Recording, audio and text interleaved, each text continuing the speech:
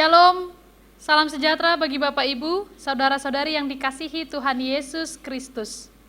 Marilah kita mempersiapkan hati dan pikiran kita untuk mendengarkan firman Tuhan pada hari ini. Kita berdoa.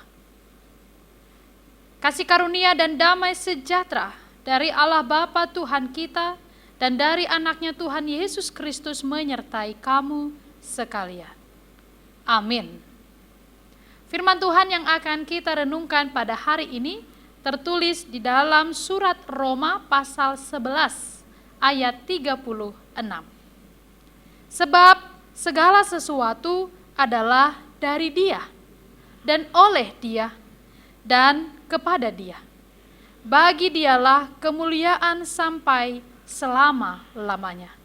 Demikianlah firman Tuhan.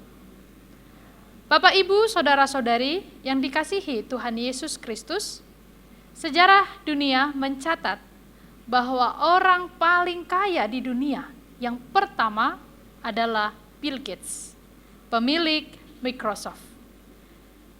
Dicatat bahwa kekayaan dari Bill Gates ini mencapai 110 miliar US dollar atau setara dengan 1.540 triliun rupiah. Tetapi ada yang menarik dari sosok seorang Bill Gates, orang paling kaya di dunia. Ternyata dia adalah orang yang sangat sederhana. Bahkan dia adalah orang yang gemar memberikan sumbangan-sumbangan. Dan selama masa pandemik, dia menjadi orang yang memberikan sumbangan yang besar di dalam rangka untuk pelaksanaan vaksinisasi. Dan ada satu statement yang menarik dari seorang Bill Gates. Dia berkata bahwa apapun yang dia terima, yang dia miliki, semua bukan miliknya, tapi itu adalah milik Tuhan yang dititipkan kepada Bill Gates. Inilah pernyataannya. Saudara-saudari yang dikasihi Tuhan Yesus Kristus, Nats hari ini mengajak kita untuk merenungkan kembali bahwa memang segala sesuatu yang kita miliki ini bukan milik kita, tetapi milik Allah, bersumber dari Allah.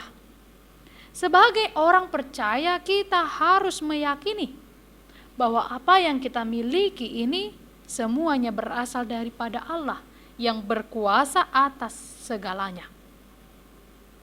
Allah yang memelihara, Allah yang memberi, Dia yang menjadikan semuanya. Itu sebabnya, saudara-saudari, ketika kita memiliki pangkat yang hebat, ketika kita memiliki harta kekayaan yang banyak, janganlah kita menjadi tinggi hati. Karena itu adalah milik Allah semata. Jangan kita mengira bahwa semuanya itu kita dapatkan karena kekuatan kita, karena jerih payah kita, karena lelah kita. Benar, kita berjerih payah. Tetapi bila Tuhan tidak memberkati, kita tidak akan memiliki apapun. Semua itu bersumber daripada Tuhan.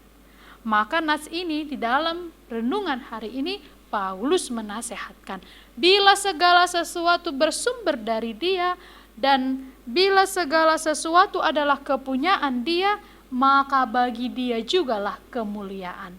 Artinya apa yang kita miliki harus dapat kita pergunakan untuk memuliakan Tuhan. Kalau kita memiliki banyak berkat, kita harus menjadi saluran. Seperti kita ini hanya pipa yang menyalurkan supaya dapat disampaikan kepada tempat yang lainnya dari satu sumber air. Sumbernya itu adalah Allah. Kita adalah pipa-pipa yang dipakai untuk menyalurkan. Oleh karena itu, Bapak, Ibu, saudara-saudari yang dikasihi Tuhan Yesus Kristus, bila kita sadar bahwa semua berasal daripada Tuhan, maka kita harus taat. Kita harus patuh. Kita harus mempergunakan segala yang kita miliki untuk kemuliaan Tuhan. Kita harus percaya bahwa segala yang kita miliki akan kita pertanggungjawabkan, baik pekerjaan dan perbuatan kita, kepada Allah pada hari penghakiman kelak. Selanjutnya, apa yang kita miliki dan kita perbuat, biarlah semuanya untuk kemuliaan Allah. Marilah kita bergiat bergegas, dan kita semakin memprioritaskan apa yang perlu di dalam pelayanan bagi Tuhan.